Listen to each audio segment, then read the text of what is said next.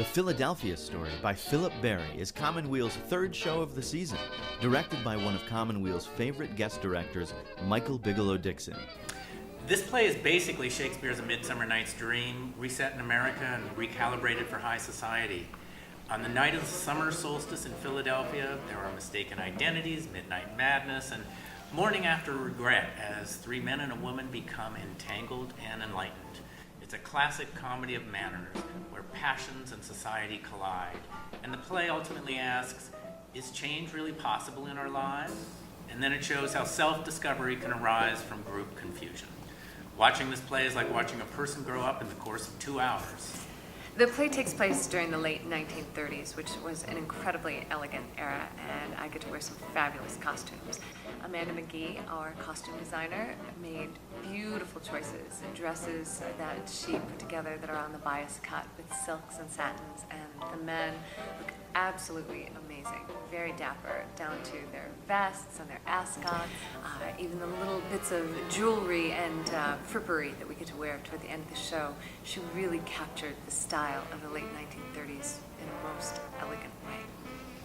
Something that's featured quite a lot in the Philadelphia Story is, of course, the radio, because the show is set in the 30s, the radio being a very important part of every American household in the 30s. And so you'll see it features quite a lot, as well as we've chosen music that comes right out of the 30s.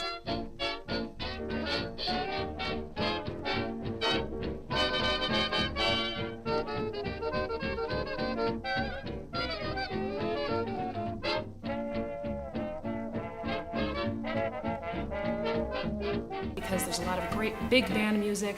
The 30s were an era of not only big band music, but a lot of Hollywood movies where there's grandiose, sweeping tunes. And then, of course, there's lots of jazz involved. So it's a lot of fun. You've got a lot of great songs from the 30s. In this particular time, especially among the wealthy, Emily Post ruled society.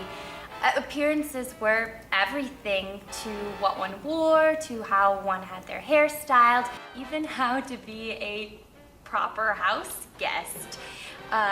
And we really took these rules that Emily Post laid out and made sure that they were truthful in our world of the Philadelphia Story. Also, at this time, divorce was still a very taboo subject. Regardless of the rules of society, people are still people underneath, and passions do not behave. And for people with such public lives, that means scandal.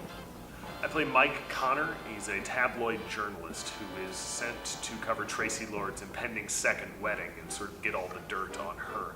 Back in the days of the play, the country was really going through an economic crisis, so people were really fascinated by the kind of sordid exposés on celebrities and the rich and famous. So as you can tell, it's absolutely nothing like what's happening in the country today. So the more things change, the more they stay the same. The play also suggests that the inverse might be true, that the more things stay the same, the more that we should think about changing. Because the more we realize that money can't protect us from the pains of being human, the more we have to find strength by looking within ourselves. And I think ultimately that's Barry's main message, wrapped in a lot of laughter. See for yourself.